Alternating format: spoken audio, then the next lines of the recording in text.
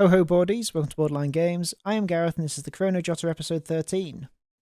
Last time, we finished investigating the murder scene and surrounding areas, and now we're exploring Ran's recall points, which is a weird mechanic in this game. So basically, recall points are points in the last 24 hours that Ran could have made a different decision. So think of them, if you will, as turning back a few pages in like a choose your own adventure book, and picking a different option.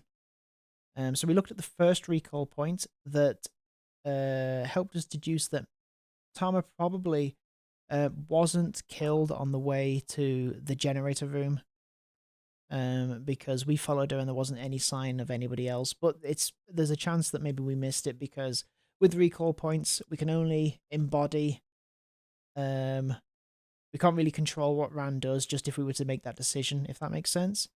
Let's move on to the second one and see if anything is there. So while Ran was moving about on her own, according to the alibis of the girls that Ran considers most suspicious, namely Sai and Asakura, the power room is an extremely critical location. Furthermore, Tama apparently headed there immediately after leaving Ran. Perhaps engaging in a recollection of this location at an even earlier point would allow Ran to capture a clue of some kind. So we're going to go back even further to see if there's proof that Sai or Asakura are guilty. Oh, and Tama's dead, by the way.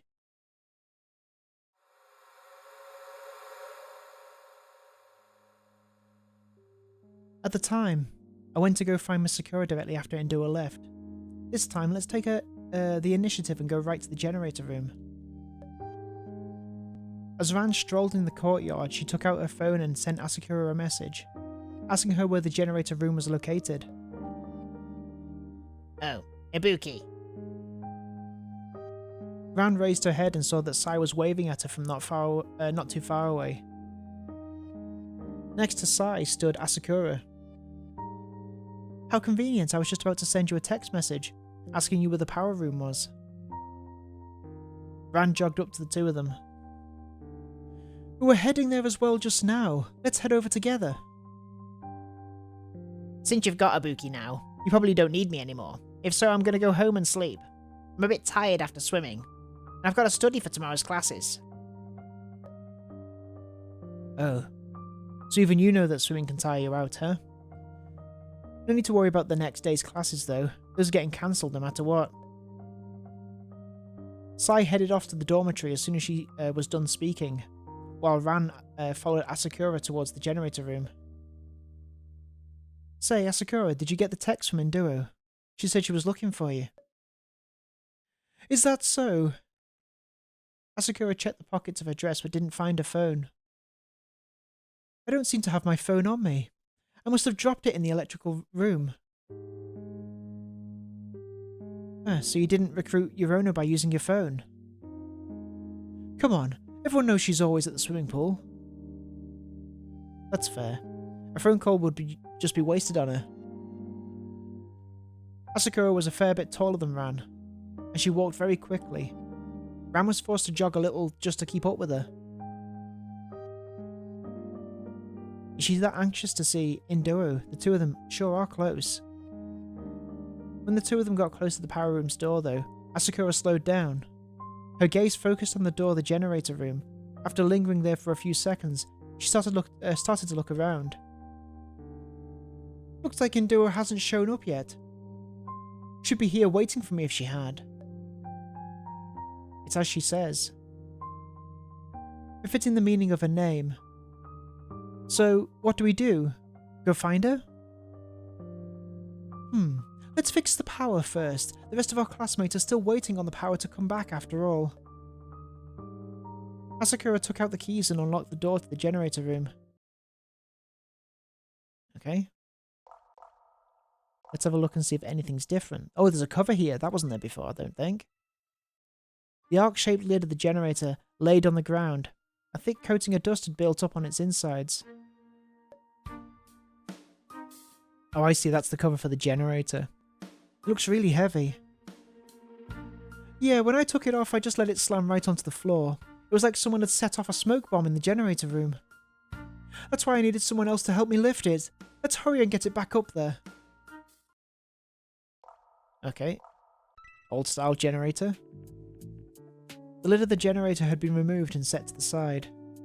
Ran stuck her head out to get a good look at the internals of the generator. But she had no understanding of generators and couldn't tell what the problem was. This model of generator looks pretty old. Doesn't it get loud when it's running? Of course! At the start when I was trying to figure out what the problem was, I had to investigate it while it was still operating. It practically made my ears explode. I don't really get it, but it sounds pretty dangerous. Alright. Oh, I've got a investigation check. Discover an abnormality inside the generator. Ran, with her hands holding onto the edge of the generator's outer plating, noticed something strange. The entirety of the generator was coated with dust and grime, but near the lower right corner, there was a part that was untouched by grime. Asakura, is that the part you fixed up? Ran pointed to the part and Asakura got closer to see what Ran was pointing to. Swapped a new one onto it. Ran found this curious. If this large generator could only be accessed by taking off the top cover alone, without any other disassembly points, then repairing or maintaining certain parts of it could be incredibly challenging. Like the part that had failed this time, for instance. She leaned over, looking at the right interior surface of the generator and quickly found an indentation on the bottom. Ran stepped towards it and pressed her finger into the indentation, where she found a latch pressing on the latch. No, where she found a latch. Pressing on the latch, the side plating of the generator immediately loosened. What is it? Ran pulled her hand back. Subconsciously she rubbed her finger she'd used. There was no trace of dust or grime on it. I found that this piece of the outer shell could be removed as well. The side shell's much smaller than the top shell, and much easier to remove, and it grants more direct access to the place you were repairing. Oh, really? Let me see. Asakura checked the shell for herself, finding it easily detached. Huh, so it does. You've got a sharp eye, Ibuki-san. If I'd known this part could come off as well, then I wouldn't have needed to spend all that effort getting the upper lid off. So what I'm hearing is that I'm about to have to waste my time fixing something that was pointless in the pointless in the first place then. Damn that Yorona for dragging me here. It's fine. Just treat it as an exercise. Or treat it as exercise. Ran and Asakura each took one side of the lid and lifted it up. Damn, this lid's so heavy my fingers are gonna hurt once I've left this recall point. Oh, okay. So what did that solidify? When I brought up the jammed cabinet at the tea party, Sai had expressed some disappointment when she couldn't open the cabinet. Oh yeah, that's right. She wanted to try some of the black tea stored there. She did suggest, though, that she could probably fix the cabinet if she had access to the tool room. Ran, who'd entered the tool room herself last night, might be able to help her with that. Okay.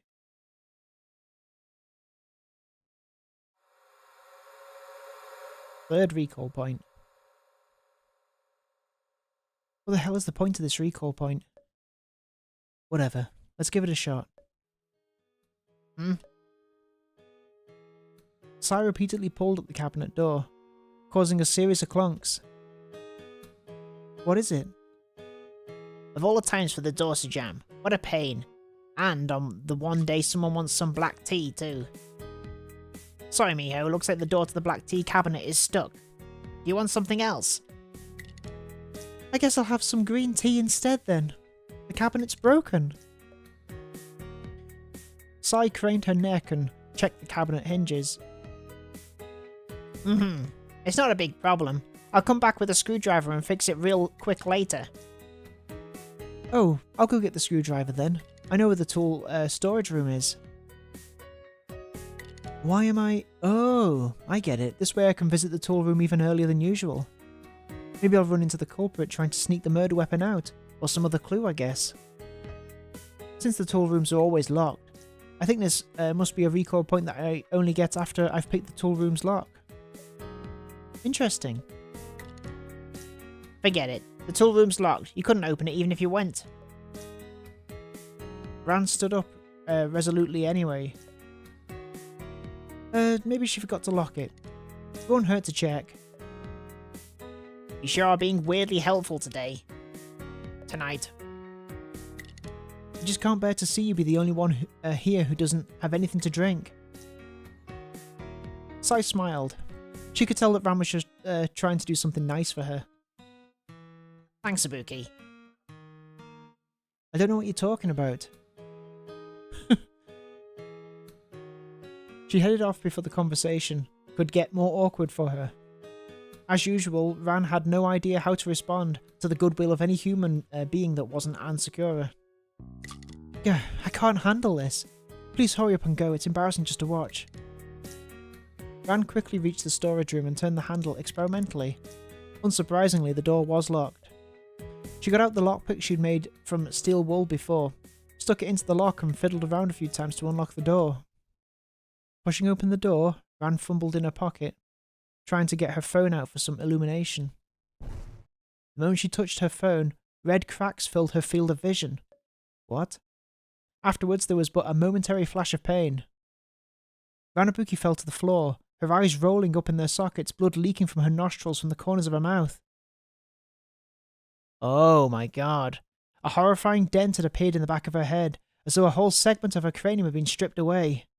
Ran's lips trembled, but her brain itself had already been crushed, so she couldn't even scream anymore, so the murderers come and killed her. Seems a bit risky to do it there though, right? She could see the feet of her attacker in the field of vision, but Ran no longer had the ability to distinguish who it was. Darkness descended and took away Ranabuki's consciousness for good. Ranabuki was flung out of the recall like a pilot forced to perform an emergency ejection. She returned to reality and immediately bit down hard on the bedsheets, lest she open her mouth and scream out loud. The muscles of her body were tense, almost to the point of tearing. She clutched her notebook with both hands, dug her fingernails into the palms of her hands, and kicked uncontrollably at the mattress. Loosening her mouth, she pried the notebook open and immediately bit into and swallowed a random page. It alleviated the psychological pressure of dying in a recall, but the physical pain continued to torment her. Ran clasped her legs tight, rubbing them against each other as unseemly, grunting sounds came from her throat. Sweat soaked her nightclothes and bedsheets, and yet her heartbeat continued to accelerate. She wished she could just pluck her own head off, so long as the pain would go with it. Buki, are you alright? Ran was afraid to open her voice in answer. She was afraid that the scream she'd been holding would come bursting out if she loosened her grasp. She just waved her hands in an irregular pattern, trying to let Sai know through gesture that she didn't need to worry about Ran. Perched atop of the upper bunk, Sai stared down at Ran from its edge. She remained silent for a while before speaking. Should I go get Sakura? Ran opened her eyes wide, letting the tears roll out and down her face. She finally opened her mouth and tried to speak. The attempt proved unsuccessful. She opened and closed her mouth several times before finally managing to get a paltry few words out. No need. It's fine. Well, okay then. Sai could tell that Ran would rather others not know of her current state, so she abandoned the line of inquiry. If you feel so unwell that you don't think you can handle it, then call me, okay? Even if I can't help directly, I can still get Sakura over here for you or something. Ran shrunk her neck inward, closed her eyes tightly and forced herself to nod. The notebook page she'd consumed was taking effect at least. She could feel her brain slowly recovering from the concave shape it'd been forced to assume. Whoa. She felt her faculties of reason gave control over her body once more, and placed her hand on the cover of the notebook once again. Next time, please prepare a less stimulating recall for me, maybe. Ran flipped over and stared at the upper bunk. even though she was still panting with sweat-soaked bangs stuck to her forehead. At least she was able to think normally again. So, what information can I get from this ambush? The person who attacked me was either the culprit or working with the culprit. No doubt about that. Did I run into her as she just so happened to come back to return the murder weapon? Or perhaps the culprit ran into me just before she picked up the murder weapon and was afraid I'd discover something amiss, and so she preemptively decided to silence me. And it's hard to determine who it was that attacked me anyway. Even the students at the tea party could have done it, could have found some excuse to leave their seat and follow me, once they'd heard that I was visiting the tool storage. From the angle of the impact, the attack came from behind and above, at a downward angle, but it's not like that's useful information. Even Toyama could hit me from that direction so long as she wielded something long enough. Ran rolled over and sighed. So what? I died for nothing this time. Maybe if I could do that recall another time I'd learn something else, but I'd honestly really rather not. Well, at least let's make a note of the time that I got attacked. Alright, okay, so that one's not there anymore.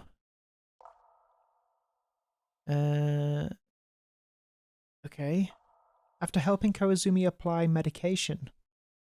Now carrying a complete set of memories with regards to Koizumi, Ran has a second thought when it comes time to leave the infirmary, and ultimately decides to stay behind and have a proper conversation with her teacher from the old days.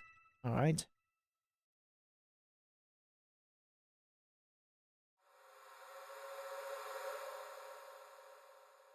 I don't know whether you prepared this recall for me to comfort me or to torment me. With the way everything ultimately turned out, what's the point of having a conversation with Koizumi-sensei again? But I really do want to talk with her again, even if it's just in the recalls. Induo, could you give me and Koizumi a bit of privacy? Koizumi, hearing those words, raised her head to look up at Ran. Her mouth opened slightly, as if she was looking forward to something. Because her injury was connected to me, I'd like to chat with Koizumi a little more. Very well. Then I'll go find Asakura-san. Tomo agreed quickly and, after giving a bow, left the infirmary. Ibuki-san, what did you want to say to me? Koizumi put her feet on the floor as she fidgeted nervously with her hair. Ran sat next to her.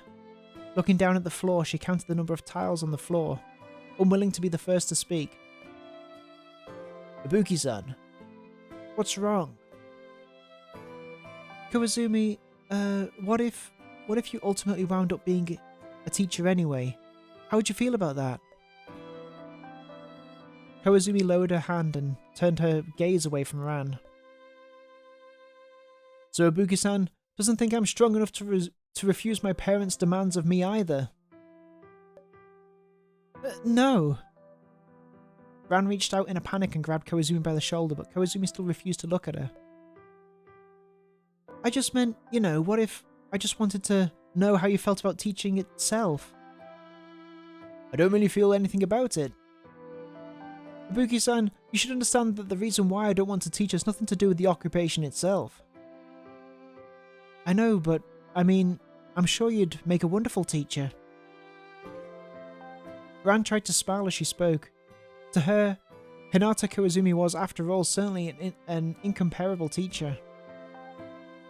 Even if that were the case, it'd still have been because I was forced to become a wonderful teacher, right? Ran shook her head furiously.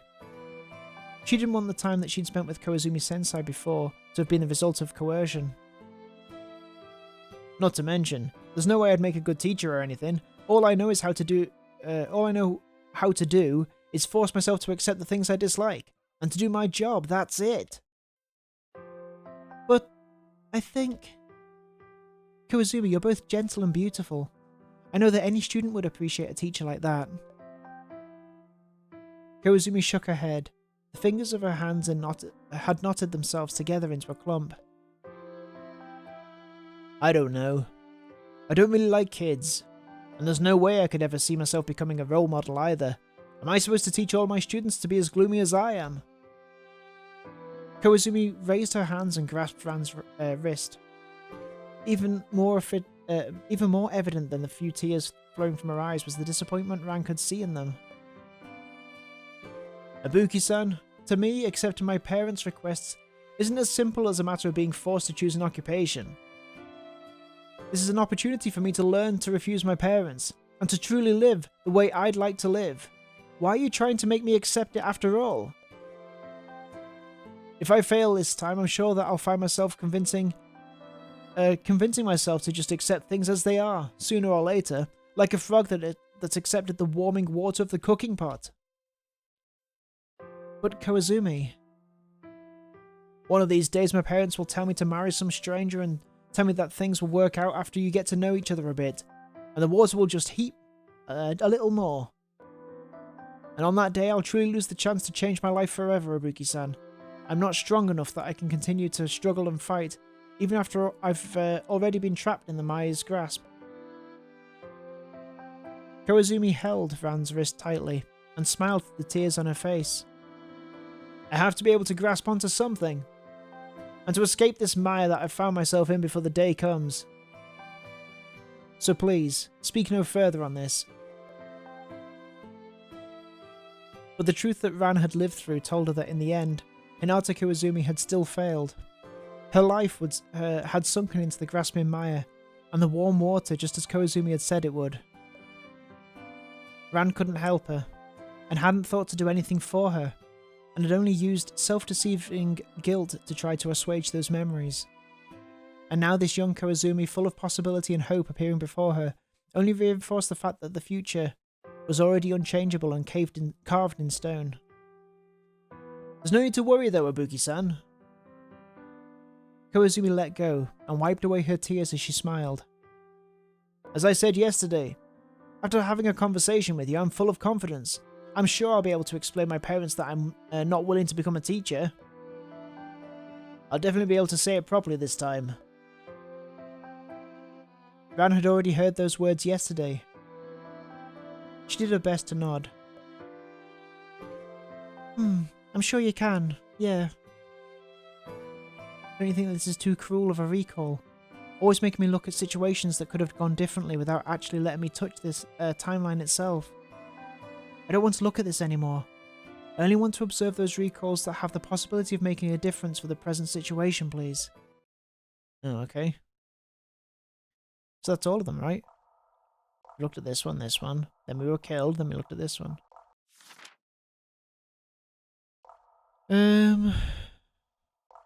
End recall. Is there anything that... Ignore... I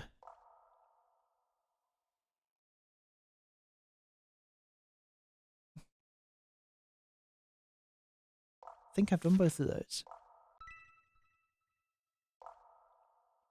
Ran closed the notebook and ended the recall. Feels like I've picked up on many more clues. Tomorrow I'll sort through all these clues with Miss Sakura and see if we can't get to the bottom of this incident. Koizumi-sensei, if I can take Miss Sakura out of here, we'll come visit you. I hope that when we see you, we'll find you living happily. Ran once again reassembled Anne's face in her mind to stabilize her sense after performing recall. It went very smoothly. So smoothly that, the moment she placed the final puzzle piece in place, the turbulence in her mind calmed as well. Ran sank into a deep sleep. I opened my eyes and perched on the side of the bed. Today was colder than all the previous days. I hoped Ranabuki wouldn't catch a cold. She just finished a recall. She's very tired, and she needs rest. You should go. It didn't speak. Its pallid head-like organ simply pulsed at me at an inconsistent frequency. The sound of revolving stellar bodies erupting with even greater force than last time. Hovering stars glimmered with faint light, within the spherical mass that made up so much of its lower body. I supposed that was where the sound was coming from. I'm pretty sure I know what it was that you did, but I don't really know why. Protection.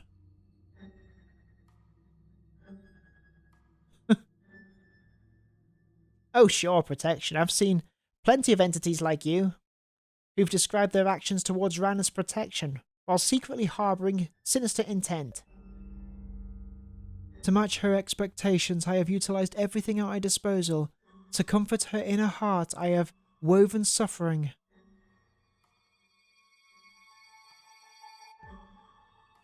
You're just like all the others. All the other things that have appeared to interfere with her before. You just want to satisfy your own desire for her. Protection, companionship, whatever. Those things are all excuses. Ran only needs one abnormality at her side, and that abnormality is me. The sound of exploding galaxies rose in intensity, and its head crept closer towards Ran's. The beloved child of the mother of humanity is irreplaceable. The claws of desire externally creep closer to her, including yours as well. Raising my hand, I seized it by its irregular head and squeezed tight. The irregular pulsation of its head ceased, but the sound of the stars grew even wilder. I was certain that sound was its heartbeat. In my heart, the irreplaceable in my heart, the irreplaceability of Ran Ibuki is different from what you all mean by irreplaceable. I opened my hand and it immediately pulled back to put some distance between me and it. But it didn't seem to want to get too far from Ran Ibuki entirely, and it slowly approached once more. It was obviously scared of what I'd just done. But what I feel is completely irrelevant to you. Hurry and leave. Ran needs rest. The sound of the stars quietened, and it slowly shuffled its body, though it didn't look like it was trying to leave the room. You love her. I just want to be her side, by her side rather, and protect her. That's all. Just like a weapon that a mortal human might use for self-defense, Ranabuki could utilize me to protect herself as well. It was just that I continued with this duty even while she was asleep. I sat on the edge of the bed and opened the notebook, lightly caressing the words that Ran had written down herself.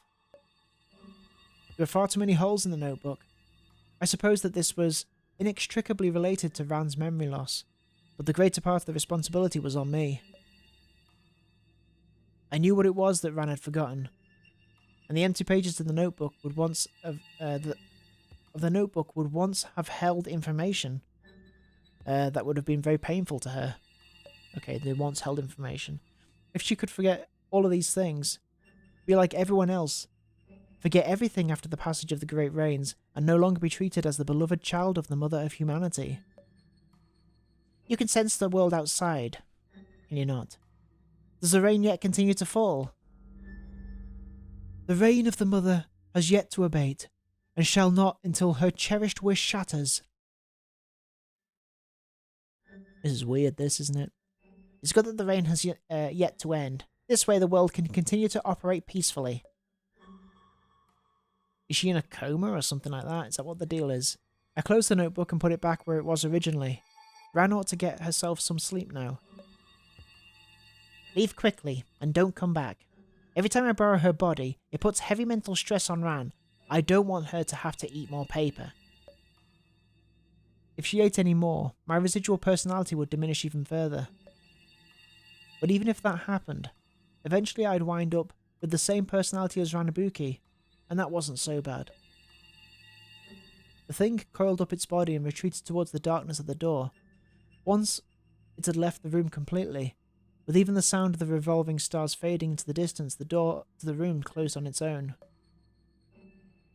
I laid back down into the bedsheets and hugged her shoulders. Good night, Ranabuki.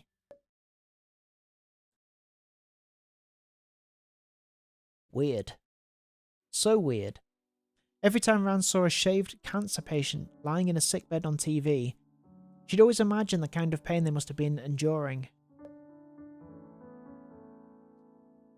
Could an internal illness buried deep within the body bring greater torment than an externally apparent injury? On mornings like this, Rand definitely knew the answer to that question. What the hell? It was just a single recall. Why does my head hurt so damn much? I mean, sure, I died and all that, but that should have been mostly mitigated by the paper I ate. Rand laid in bed and groaned quietly. Each of her exhaltations forced air between the teeth of her tightly clenched jaws, releasing hissing sounds. You're still sleeping in. Aren't you going to get up? Sai just returned to the dorm with a bagged up swimsuit in hand. I've got a headache. I just need a bit of rest. It's a chronic thing. Been around for a long time. Don't worry about it. Well, you still need breakfast, don't you? I'll go bring you some. No, it's okay. You go ahead with your swimming. Sai nodded without saying anything more and left the room. Rand closed her eyes. The clues relating to the Indoro case floated in her mind, interrupting her attempts to get rest. At this point, I feel like I've almost figured it out. I wonder how much progress the others have made.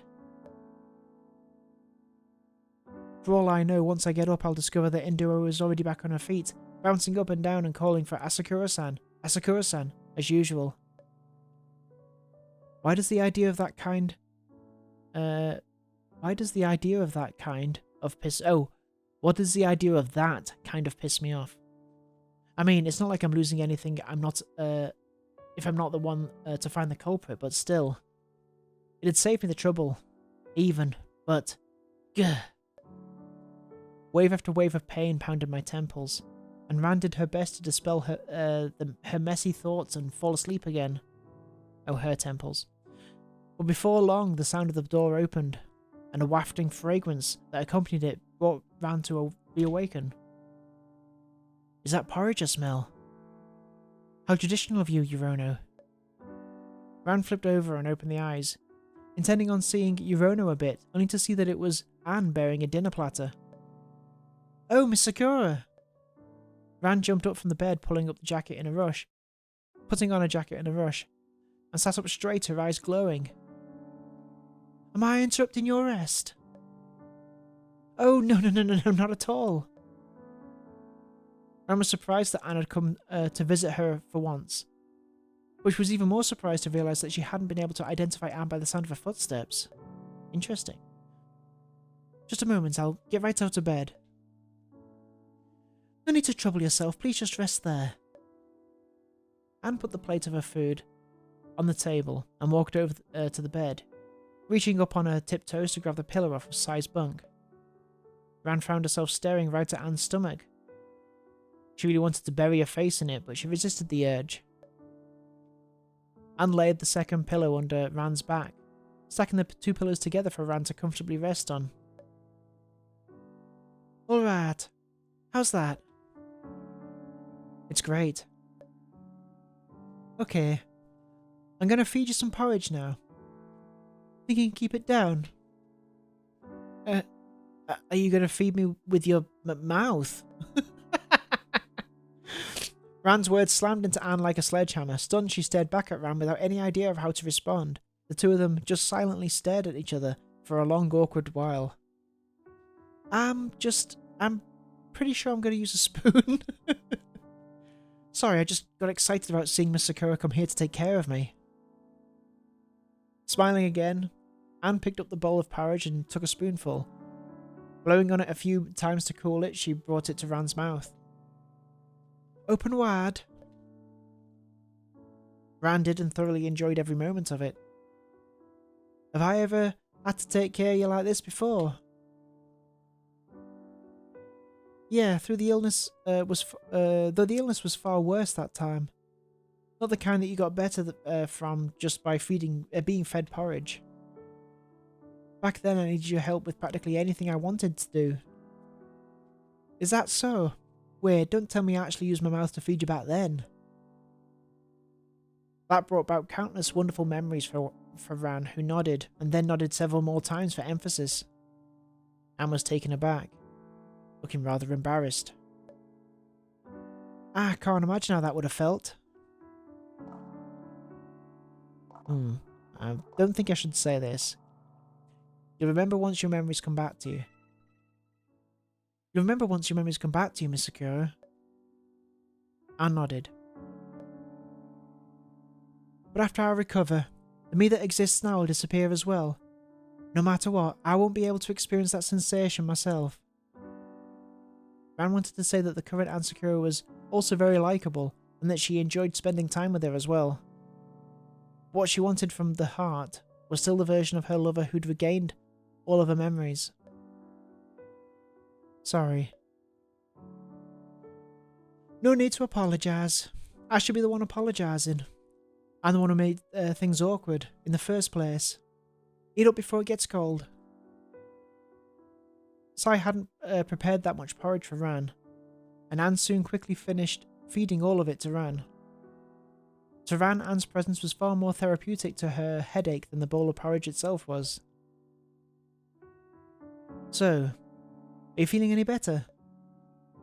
Of course, with Miss Sakura around, all illnesses are banished instantly. Anne brushed aside the hair of Ran's face and tapped her own forehead to Ran's. Only after a long time had passed did Anne pull back. She spoke as she helped neaten Ran's hair. I tried to imitate what Miho does to test your temperature, but I just realised that I don't actually know what a fever is supposed to feel like. It's okay, I'm completely fine now. You want to try getting out of bed and going for a stroll? Let's go to the observation deck. I was just thinking that I wanted to talk to you about the case, Miss Sakura. Anne helped Ran out of bed and even helped get the shoes that Ran had haphazardly thrown under the bed last night out for her. Anne was a bit embarrassed about it. She quickly pulled on her socks and stuffed her feet into her shoes before leaving the room with Anne. When she pushed open the door, she saw Asakura opening her room's door as well, directly across the hallway. Ibuki-san, did you just get up? Didn't feel well today, so I laid back in bed for a while. You? Without Tama, nobody was around to wake me up, so I overslept without noticing. Oh. How am I supposed to continue the conversation after that? Sa's already prepared breakfast. It's waiting in the kitchen. Asakura nodded and turned to head down the stairs, seeing her drowsy silhouette leaving. Ran let out a breath. We should go as well, Miss Sakura. The two of them arrived at the observation deck and sat shoulder to shoulder with each other, like last time. Ran took out the notebook and laid it out on her thigh. Miss Sakura, before we start reasoning about Indoro's case, I want to mention something first. Is it about the notebook? Yes, it's the most important thing I have. Of course your importance to me is beyond the ability of the word important to describe, Miss Sakura. So you're the only one I'm telling about the notebook, Miss Sakura. Please don't let anybody else know what I'm about to say. And we'll find out what she's going to say next time on Borderline Games. Thank you so much for watching. And I guess next time we're going to see more about the notebook. We're going to probably have a deep dive into the crime itself and see if we can put some pieces together and work out who actually is the murderer that killed Tama this time. Thank you so much, and I'll see you next time for some more Chrono Jotter. Bye bye.